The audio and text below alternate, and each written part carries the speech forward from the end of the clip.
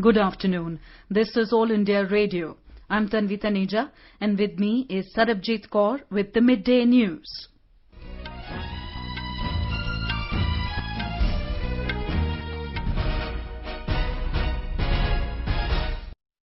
The headlines. Prime Minister Narendra Modi to review COVID status with Chief Ministers of 6 high caseload states and a union territory today. COVID recoveries exceed new cases. Recovery rate improves to 81.25%. India says Turkish President's remarks on Jammu and Kashmir are completely unacceptable. Parliament passes 3 Labour Code bills for welfare and protection of workers. Indian Railway targets to complete 100% electrification of its broad gauge routes by 2023. And incessant rainfall in Mumbai throws normal life out of gear. Prime Minister Narendra Modi will chair a high-level virtual meeting with the Chief Ministers and Health Ministers of 6 COVID high-burden states and a union territory today to review the status and preparedness of COVID response and management. More than 63% of the active cases of the country are concentrated in these 6 states and a union territory. These are Maharashtra, Andhra Pradesh, Karnataka, Uttar Pradesh, Tamil Nadu, Punjab and Delhi. New COVID recoveries in India have exceeded the new cases for the 5th consecutive day. In all, 89,746 recoveries were registered in the last 24 hours, whereas the number of new confirmed cases stands at 83,347. The recovery rate reached 81.25% today. India has the highest recovered cases in the world. It contributes 19.5% to the global recoveries. 17 states and UTs have more recoveries than the new cases. 75% of the new recovered cases are being reported from Maharashtra, Karnataka, Andhra Pradesh, Uttar Pradesh, Tamil Nadu, Odisha, Delhi, Kerala, West Bengal and Haryana. Maharashtra continues to lead with more than 20,000 daily recoveries. Andhra Pradesh contributed more than 10,000 single-day recoveries.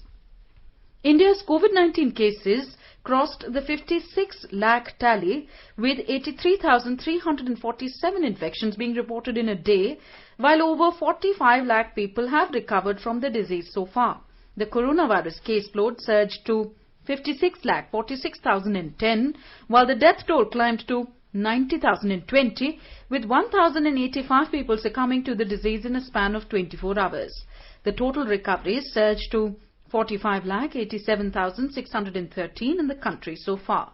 The COVID-19 case fatality rate due to coronavirus infection has dropped to 1.59%. There are 9,68,377 active cases of the infection in the country, which comprises 17.15% of the total case load. According to ICMR, a cumulative total of 6,62,79,462 samples have been tested up to 22nd of September, with 9,53,683 samples being tested yesterday. India's testing capacity has surged to more than 12 lakh daily tests.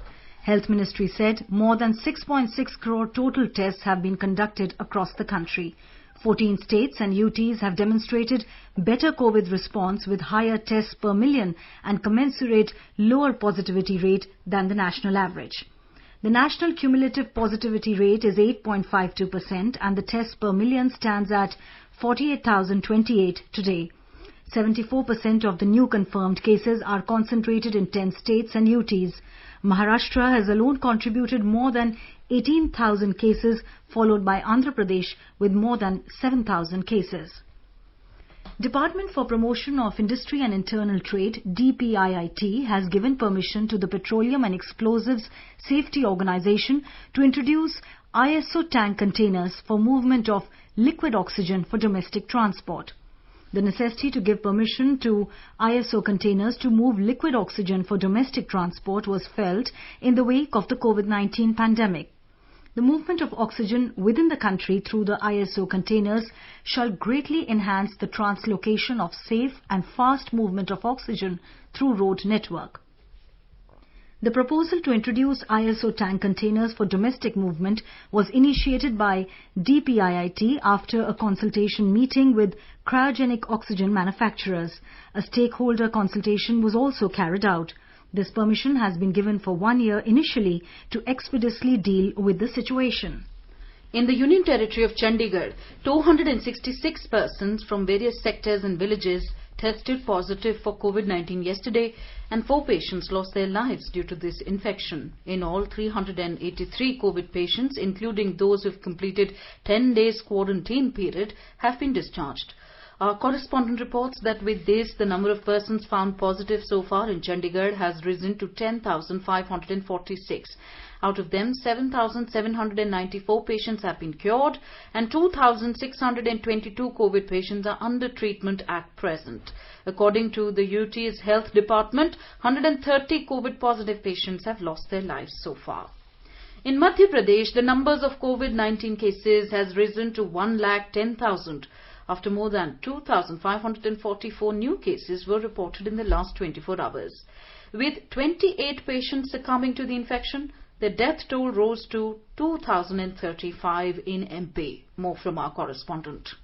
As per the State Health Bulletin, 2,412 coronavirus patients were discharged from the hospitals, taking the number of recovered cases in the state to around 86,030. There are now 22,646 active cases in Madhya Pradesh. Jewelry traders and shopkeepers in the worst affected Indore city have decided to observe a partial lockdown in order to prevent crowding in markets amid the rise in COVID-19 cases. Basant Soni, the Vice President of the Indore Silver Gold Gems Merchant Association, informed that we have decided to keep our shops open from Monday to Friday from 12 p.m. to 7 p.m. and shut them completely on weekends. As many as 10 bullion traders have died of coronavirus in the city in the last 6 months. Sanjeev Sharma, AIR News, Bhopal.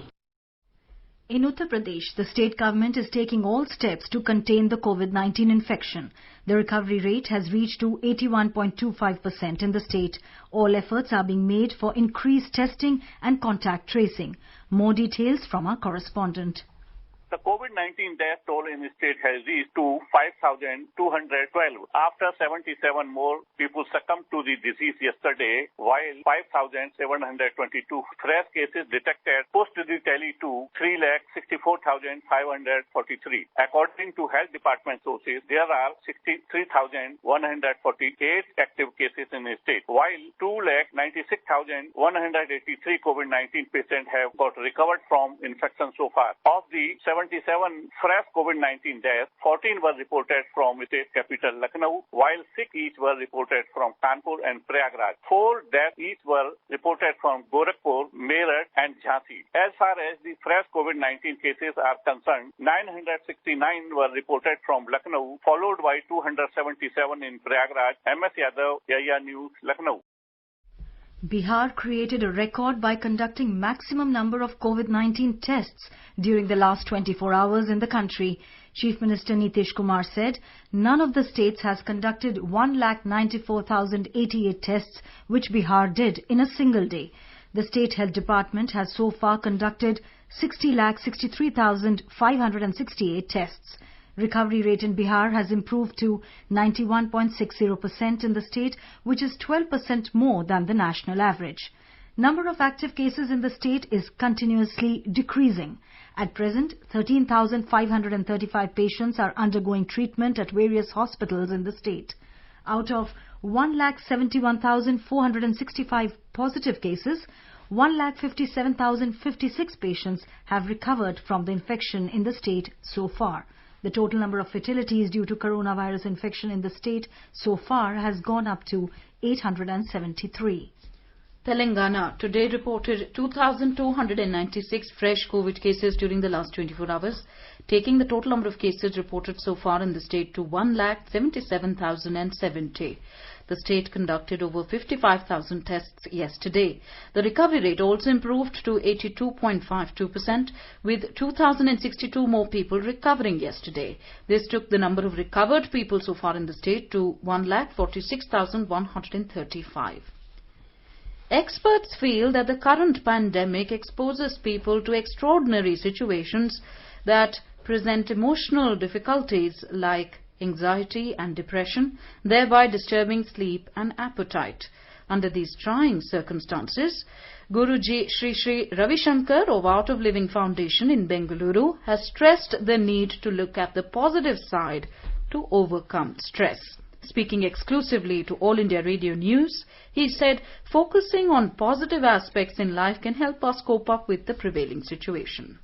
You have a lot of time, sit and do all those which you have been postponing and not wanting to do. You got time to spend with your intimate family, close family. So there is more bonding, there is more sort of thing. And one good thing is, see, we are living in the age of technology. We have internet, we have cell phones, we still are connected. We are connected with the whole world. Now is not the time for competition, but for cooperation. Cooperate, help each other, come together, rebuild the economy. You are listening to the Midday News on All India Radio. A reminder of the headlines before we move on. Prime Minister Narendra Modi to review COVID status with Chief Ministers of 6 high caseload states and a union territory today. COVID recoveries exceed new cases. Recovery rate improves to 81.25%. India says Turkish President's remarks on Jammu and Kashmir are completely unacceptable. Parliament passes 3 Labour Code bills for welfare and protection of workers. Indian Railway targets to complete 100% electrification of its broad gauge routes by 2023, and incessant rainfall in Mumbai throws normal life out of gear. For quick news updates round the clock, follow us on our Twitter handle at AIR News Alerts.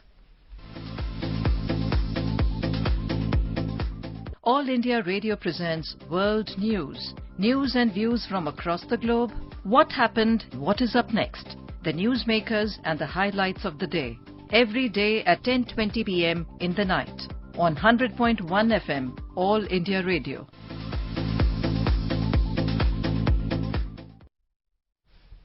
India has said that Turkish President Recep Tayyip Erdogan's remarks on Jammu and Kashmir constitute gross interference in India's internal affairs and are completely unacceptable. Permanent Mission of India in New York at the UN said in the written right to reply that Turkey should learn to respect the sovereignty of other nations and reflect on its own policies more deeply. The Turkish President, in his pre-recorded video statement to the general debate at the 75th session of the UN General Assembly, had made a reference to Jammu and Kashmir. Prime Minister Narendra Modi and his Sri Lankan counterpart Mahinda Rajapaksa will hold a virtual bilateral summit on the 26th of this month. The virtual bilateral summit will give an opportunity to the two leaders to comprehensively review the broad framework of the bilateral relationship soon after the parliamentary elections in Sri Lanka. Parliament has passed the 3 Labour Code bills for the welfare and protection of workers. Rajya Sabha gave its nod to these bills today, while the Lok Sabha had already passed them yesterday. The Occupational Safety, Health and Working Conditions Code 2020 seeks to amend the laws regulating the occupational safety, health and working conditions of the persons employed in an establishment. The second bill, the Industrial Relations Code 2020, aims at amending the laws relating to trade unions, conditions of employment in industrial establishment or undertaking, investigation and settlement of industrial disputes. The third bill, the Code on Social Security 2020, seeks to amend the laws relating to social security of the employees in the country. Replying to a discussion on the bill, Labour and Employment Minister Santosh Kumar Gangwar said that these historic bills will have far-reaching effects on the interests of the workers by creating a time-bound grievance resolution mechanism. He said several provisions have been included in the bills to provide a safe environment to the workers and robust social security mechanism. हमारी सरकार सदैव से श्रमेव जयते के सिद्धांत को मानती है तथा एक श्रमिक के जीवन को बेहतर बनाने के लिए सरकार संकल्पित है। इसी उद्देश्य से हम अपने श्रमिकों को वेतन सुरक्षा, काम करने के वातावरण की सुरक्षा, सामाजिक सुरक्षा तथा त्वरित विवाद निस्तारण प्रणाली देने के लिए सदैव प्रयासरत रहे हैं। श्रमयोगी बनाते हुए उनके जीवन को सहज बनाने की कोशिश की जाए और इस उद्देश्य की प्राप्ति के लिए पिछले 6 वर्षों में जो प्रयास किए गए हैं वो हम सबकी जानकारी में है, जैसे असंगठित क्षेत्र के श्रमिकों और छोटे व्यापारियों को पेंशन देना। He clarified that the government has not taken away the rights of labourers to protest. He said 14 days of prior notice period for strike has been put there to find an amicable solution of the issues to be raised by the labourers. He added that several provisions have been made for the welfare of the migrant workers. He said process of licensing will be made online soon. कार्यों को सुदृढ़ करने का प्रयास किया गया है, वहीं दूसरी तरफ उद्योगों को सरलता से चलाने के लिए एक सरल अनुपालन की व्यवस्था भी की गई है।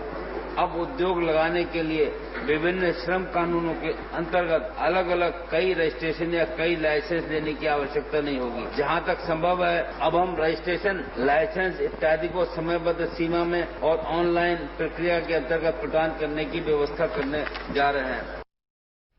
Intervening in the discussion, Information and Broadcasting Minister Prakash Javadekar said that these historic bills will ensure justice for the workers.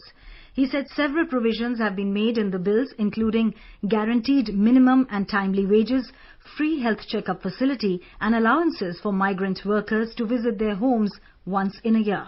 He criticized the opposition for their absence during the passage of such important legislations. Bharat की आजादी के बाद 73 साल हो गए, लेकिन मजदूर जिस न्याय की प्रतीक्षा कर रहे थे वो न्याय अब मिल रहा है। वेतन सुरक्षा, सामाजिक सुरक्षा, स्वास्थ्य सुरक्षा, तीनों की गारंटी देने वाली ये बिल है। केंद्रीय श्रम कानूनों की संख्या 70 थी और उसमें मजदूर उलझ गए थे, अब 4 कोड बन गए, तो ये न्याय अब जल्दी और अच्छा मिलेगा। इसकी मुख्य विशेषताएं क्या है? सभी मजदूरों को न्यूनतम मजदूरी मिलेगी, गारंटी। ये पहले गारंटी नहीं थी। सभी मजदूरों को समय पर वेतन मिलेगा। कहीं 1 तारीख को मिलता, कहीं 5 तारीख को मिलता, कहीं 7 तारीख को मिलता, कहीं 10 तारीख को मिलता, कभी महीने के अंत में मिलता। ऐसा अब नहीं कर सकते, समय पर वेतन देना ही पड़ेगा। Parliament has passed the bilateral netting of qualified financial contracts Bill 2020 with the Rajya Sabha approving it today. The bill provides a legal framework for bilateral netting of qualified financial contracts. Netting refers to offsetting of all claims arising from dealings between two parties to determine a net amount payable or receivable from one party to another. The bill allows for enforcement of netting for qualified financial contracts. The provisions of the bill will apply to qualified financial contracts between two qualified financial market participants where at least one party is an entity regulated by the specified authorities RBI, SEBI, IRDAI, PFRDA or the IFSCA.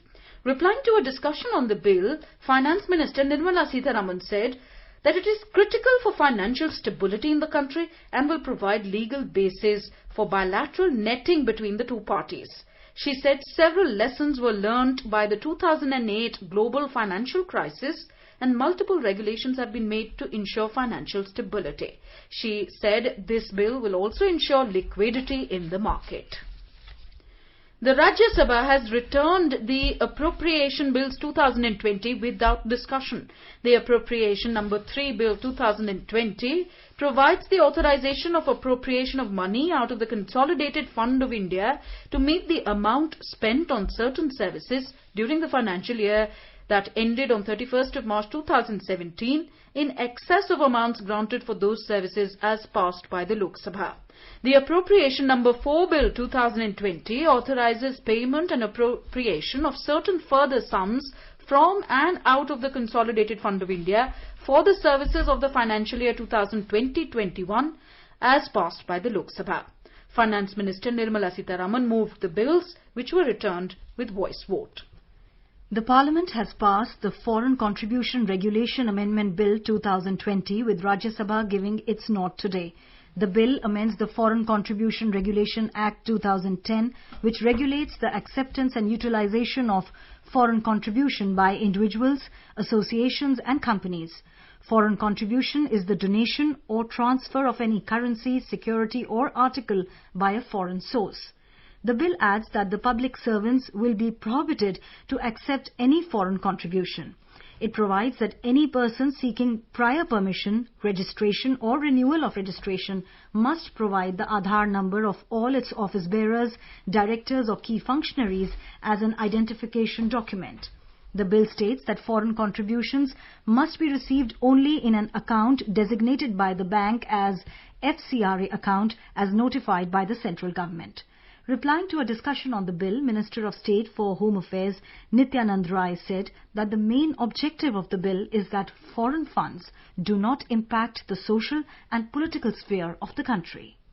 निश्चित रूप से पारदर्शिता लाने वाला यह bill न NGO के खिलाफ है या न किसी के अहित में है। यह जरूर है कि ऐसी संस्था को जरूर थोड़ा बुरा लगेगा जो पारदर्शिता को नहीं चाहते हैं, लेकिन ऐसे एनजीओ जो पारदर्शिता के साथ जिस उद्देश्य से विदेशी अविदाय प्राप्त करते हैं, ऐसे सेवा भाव से जनहित में काम करने वाले ऐसी सारी संस्थाओं को यह सहयोग करने के लिए यह संशोधन है।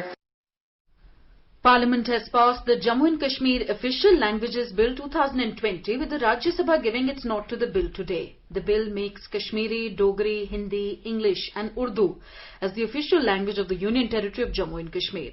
Replying to a discussion on the bill, Union Minister of State for Home Affairs G. Kishan Reddy said that the legislation will fulfill the long-awaited demand of the people of Jammu and Kashmir.